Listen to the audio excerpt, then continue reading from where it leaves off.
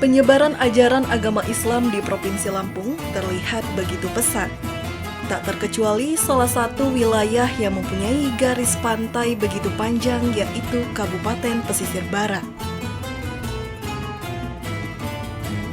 Salah satu penyebar Islam di daerah Pesisir Barat yang saya telusuri yaitu makam Ki Haji Muhammad Thohir yang lahir pada tahun 1860 dan wafat pada tahun 1950.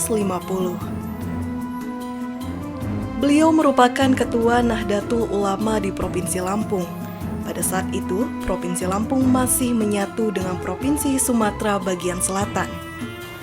Assalamualaikum Wan Haji. Waalaikumsalam warahmatullahi wabarakatuh. Wan Haji, saat ini kan kita sedang berada di makam Kiai Haji Muhammad Thohir ya. Benar.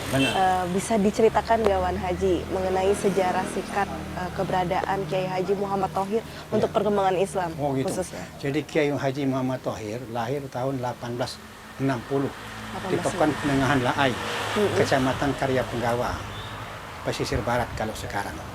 Beliau memang sangat cerdas dan tangkas dan memahami agama sejak dari kecil. Umur 15 tahun beliau berangkat ke Saudi Arabia untuk menimba ilmu pengetahuan. Melalui Palembang ke Kedah, dari Kedah beliau ke Baghdad, dari Baghdad beliau masuk ke perguruan tinggi Al-Azhar Sani di Mesir selama 10 tahun.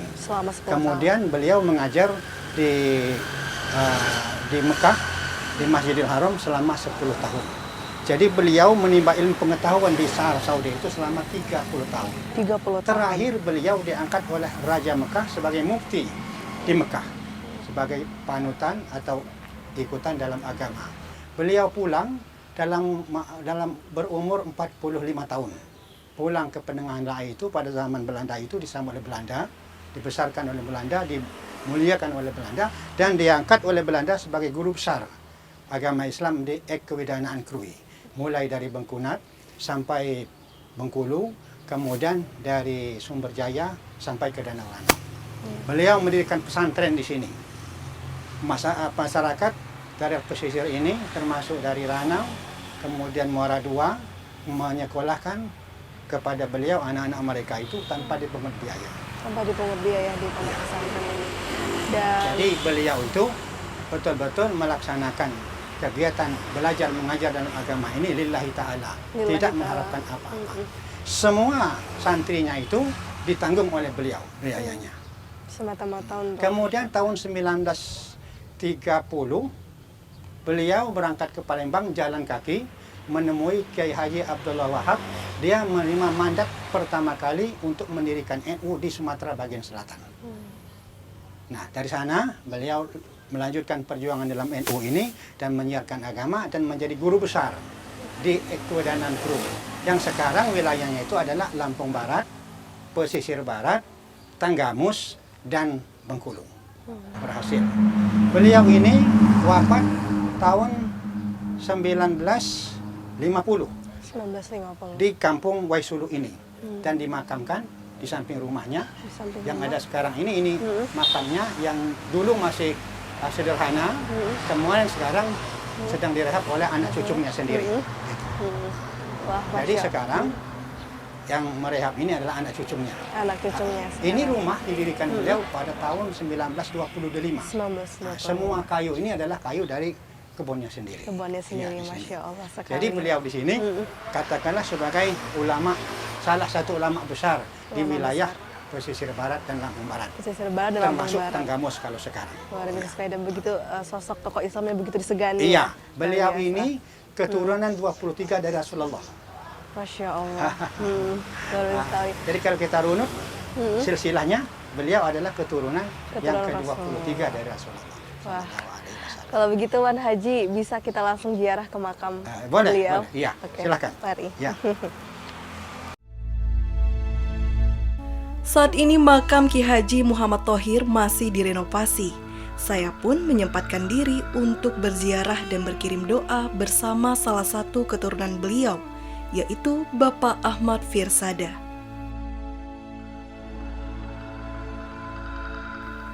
Di sisi kiri makam terdapat masjid yang dibangun keturunan beliau. Masjid itu diberi nama Masjid At-Thoririyah. Sedangkan di sisi kanan masjid terdapat rumah peninggalan Ki Haji Muhammad Thohir. Rumah yang dibangun pada tahun 1925 ini terdapat beberapa benda bersejarah peninggalan beliau, yang diantaranya sebuah sorban dan beberapa potong baju muslim lainnya.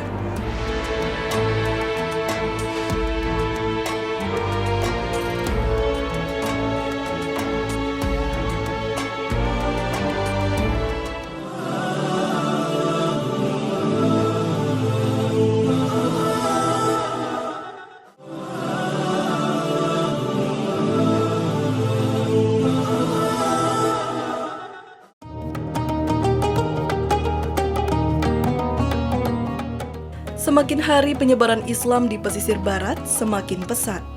Bahkan saat ini kita dapat dengan mudah menemukan pusat-pusat pembelajaran khusus agama Islam seperti pondok pesantren. Di antara pondok pesantren yang saya kunjungi ialah Pondok Pesantren Al-Falah.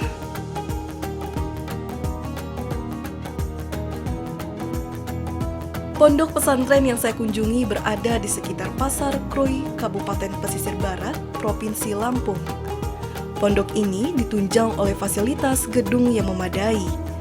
Untuk dapat mengetahui lebih jelas tentang pondok ini, saya menemui pimpinan pondok yaitu Ki Haji Nur Hadi. Assalamualaikum Abah. Waalaikumsalam warahmatullahi wabarakatuh.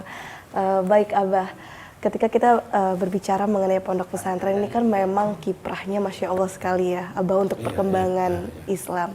Nah, saya jadi penasaran Abah, bagaimana sih awal berdirinya pondok pesantren Al-Falah ini saat itu? Jadi pondok pesantren Al-Falah ini kita dirikan pada tahun 1997.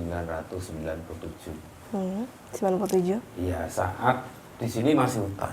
Kita baru bisa jalan setapak. Nah, di sini di tempat ini kita tafakur dan awalnya kita tidak mendirikan pondok ya.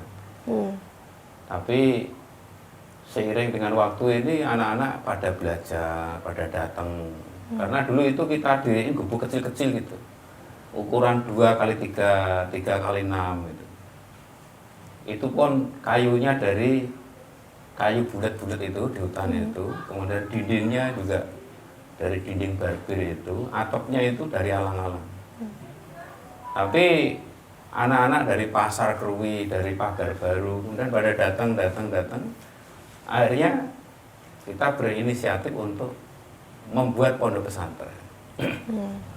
Diawali dari 3 santri. 3 santri itu yang pertama dari Pasar Minggu, Ngambur. Yang kedua dulu dari Bandung, Jawa Barat itu. Kemudian yang keempat itu dari Bandar Jaya. Nah, disitulah dimulai berdiri pondok pesantren. Ya, kita sama-sama bertiga, berempat itu mengumpulkan batu, mulai kayu, mengumpulkan bahan-bahan untuk pembangunan. Hari bertahap. Bertahap, kemudian kita dirikan pondok pesantren pada tahun 1997. Pertama menekankan pada anak-anak itu bagaimana kita ini beretika yang baik. Baik, jadi konsepnya ya Abah yang berbeda. Beretika yang baik dan berakhlak yang baik, karena saya juga punya guru ini. Nah, ini guru. Oh iya, guru saya ini seorang visioner ini ya, luar biasa ini. Luar biasa. Beliau juga mendirikan pondok itu dari nol betul kan di Jakarta itu, tapi kemudian beliau itu mempunyai pondok-pondok pesantren, bahkan di Lampung, Palembang ada semuanya. Bisa sekali. Nah, ya, harapannya semoga Abah bisa ngikutin jejak ya, insya Allah, guru ya. Insya Allah, ya. Oke, baik, terima kasih Abah sudah berbagi informasi. Saat ini Pondok Pesantren Al-Falah mempunyai santri sekitar 340 santri putra maupun putri. Kesemua santri yang menimba ilmu di pondok ini bermukim atau menginap di pondok pesantren. Siswa di sebuah pondok pesantren yang menuntut ilmu keagamaan dan juga sebagai penerus generasi bangsa Indonesia. Santri dapat juga diartikan sebagai Ada banyak pembelajaran diniyah yang saya ikuti. Di antaranya, saya dapat melihat anak-anak santri belajar berpidato atau bermuhadaroh. Yang taat beragama sering dikenal dengan wanita solihah. Seorang wanita solihah ialah wanita yang selalu taat kepada Allah. Wanita yang selalu mengikuti ajaran-ajaran agama yang telah disyariatkan oleh agama. Bismillahirrahmanirrahim. Tadarus merupakan sebuah kegiatan mempelajari, mentelaah, dan mengkaji, serta mendalami agama Islam secara bersama-sama, di mana aktivitas tadarus dapat menjaga kebenaran dalam membaca Al-Quran dan menjaga hafalan Al-Quran bagi yang melaksanakannya. Sedangkan tujuan dari tadarus tidak hanya sekedar membaca, tetapi juga memperhatikan pesan-pesan moral di dalam Al-Quran itu sendiri. الذين يؤمنون بالغيب ويقيمون الصلاة ومما رزقناهم ينفقون.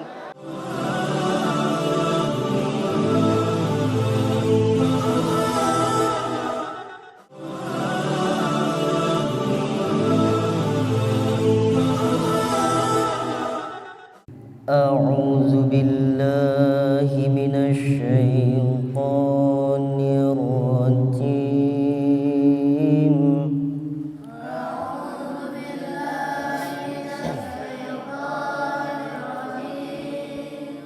Secara istilah, ilmu qiraat merupakan suatu metode baca tulis Al-Quran yang dibaca secara tartil dan dengan memperhatikan kaidah-kaidah ilmu tajwid.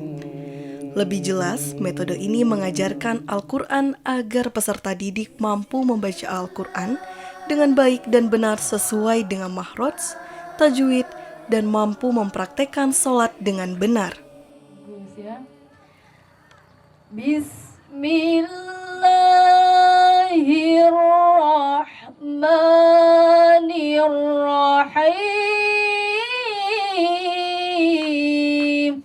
Nah, ini yang biasa saja ya. 1, 2, 3. Bismillahirrahmanirrahim.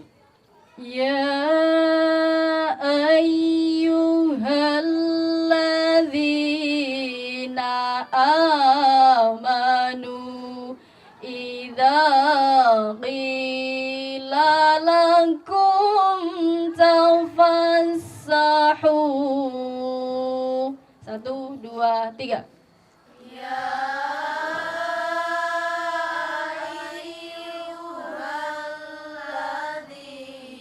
Na amanu idza qila lakum tafassahu.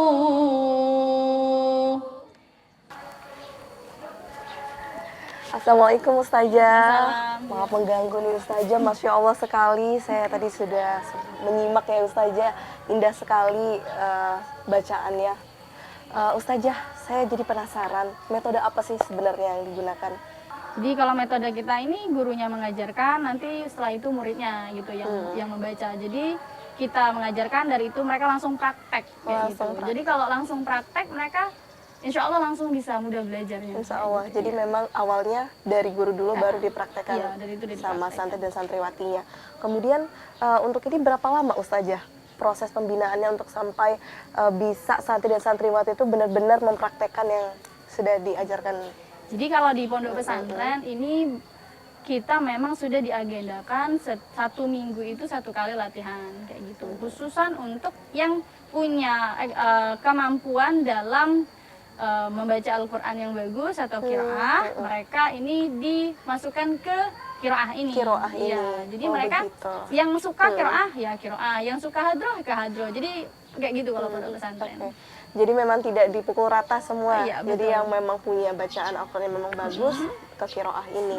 Dan biasanya kalau sudah terlihat itu berapa lama prosesnya itu? Kalau tergantung dari Setiap anak. iya dari anak itu kalau dia cepat itu biasanya 1 bulan itu sudah bisa. Lalu sebenarnya apa Ustazah yang perlu sangat diperhatikan untuk bisa sukses atau berhasil di qiraah ini? Kira-kira apa yang harus diperhatikan? Yang pertama itu kemauan. Kemauan Iya, dulu ya Ustazah? kemauan dulu. Kalau kita walaupun punya basic atau kemampuan, tapi dia nggak punya kemauan gitu untuk bisa, itu nggak akan bisa gitu. Malahan justru orang yang punya kemauan tapi dia nggak punya basic terlalu bagus, tapi dia selalu mau berusaha terus, insya Allah bisa.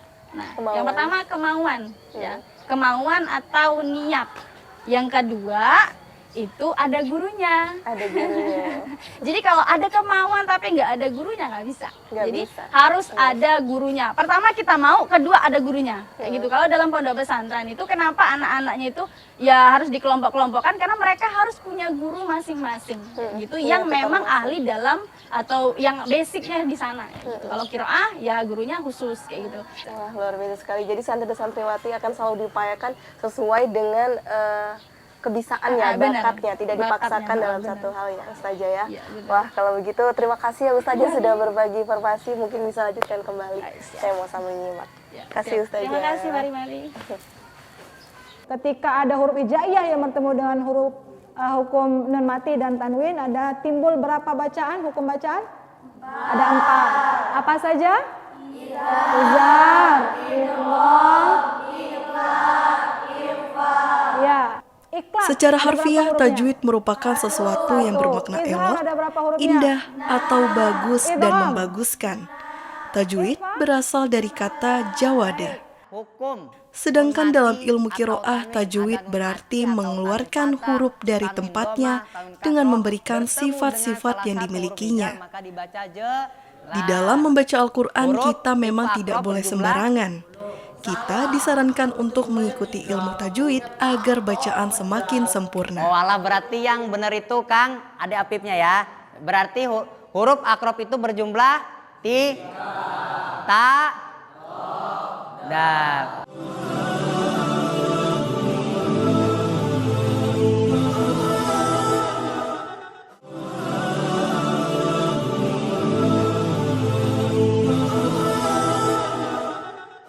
Bismillahirrahmanirrahim. La ta'muronna bil ma'ruf. La ta'muronna, niscaya memerintahkan siapa kamu semuanya bil ma'rufi dengan kebaikan. Di pondok pesantren ini, para santri mempunyai kebiasaan mengaji bersama-sama setelah melakukan sholat zuhur.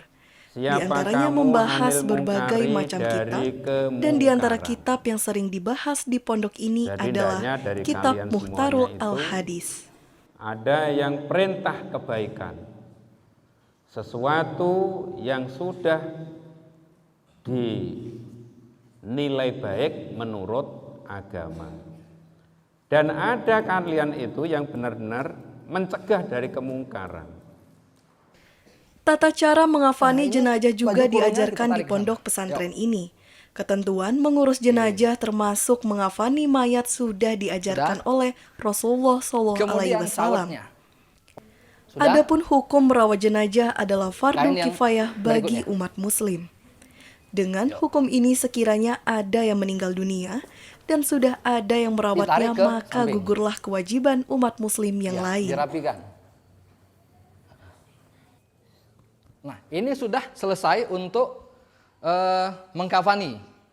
Kalau untuk yang perempuan, ya, ada apa? Hijabnya, ya, ada hijabnya, ya. Kemudian ada kain kerudungnya, ya, benar. Itu yang membedakan. Nah, kemudian setelah dikafani, maka jenazah ini disolatkan. Pelajaran apa hari ini? Bahasa Arab. Coba Pondok pesantren sekarang Al-Falah juga mempunyai Ustazah 2 tanya, kurikulum, apa yaitu bahasa Arabnya kurikulum jam? Diknas dan kurikulum Salafi atau kurikulum pondok pesantren itu sendiri. Kalau misal jam 6 lebih 5 menit apa? Pada saat ini pondok pesantren Al-Falah memiliki 2 jenjang pendidikan, yaitu Madrasah Sanawiyah dan Madrasah Aliyah, serta Sekolah Menengah Kejuruan atau SMK. Assalamualaikum Ustazah. Waalaikumsalam warahmatullahi wabarakatuh. Ustazah, ketika berbicara mengenai pondok pesantren kan memang ada 2 kurikulum yang dipakai ya Ustazah. Ada yang kurikulum yang dibentuk dari pondok pesantren itu sendiri dan ada yang secara umum. Bagaimana kalau untuk Ponpes Al-Falah ini pelaksanaan dari 2 kurikulum tersebut? Iya, jadi kalau di Pondok Pesantren Al-Falah itu kan nama yayasannya ya. Kebetulan Yayasan Pondok Pesantren Al-Falah ini punya 2 madrasah di bawah naungannya. Jadi ada MTS dan juga ada MA. Nah untuk kurikulum itu kalau untuk di kegiatan KBM madrasahnya mau MTS ataupun MA itu berdasarkan kurikulum nasional yang diberlakukan oleh pemerintah gitu kan, ya berdasarkan yang diedarkan oleh Menteri Pendidikan dan Kebudayaan dan juga yang dari Kementerian Agama. Nah kalau untuk yang kurikulum pondok pesantren itu adalah kurikulum yang disusun sendiri oleh yayasan pondok pesantrennya, langsung disusun oleh abah yainya berdasarkan juga kurikulum yang panduan dari pondok pesantren. Menarik sekali. Ini kalau saya lihat banyak sekali ya Ustazah prestasi yang sudah ditoreh. Alhamdulillah. Apa saja nih Ustazah prestasi-prestasi? Yang banyak ini alhamdulillah itu seperti yang ini kaligrafi anak-anak itu juga jadi program unggulan kita. Selain tahfiz itu kaligrafi. Anak-anak itu alhamdulillah selalu menjuarai di kabupaten dan selalu dikirim ke nasional. Oke, semoga para santri dan santriwati dapat terus selalu berprestasi ya. Amin. Terima kasih Ustazah sudah berbagi informasi. Iya, sama-sama. Sedangkan jenjang kejuruan yang ada di Pondok Pesantren Al-Falah ini mempelajari berbagai macam disiplin ilmu wirausaha yang diantaranya membuat kue, minuman, serta menjahit. Dengan mempelajari disiplin ilmu wirausaha, diharapkan setiap siswa yang lulus dari pondok pesantren ini dapat terjun ke dunia usaha dan hidup mandiri. Di pondok pesantren ini setiap santri tidak hanya mempelajari berbagai disiplin ilmu agama saja, akan tetapi minat dan bakat santri juga dikembangkan dan diasah sesuai keterampilannya masing-masing, seperti ilmu bela diri dan salah satu seni yang bernafaskan Islam yaitu musik hadroh.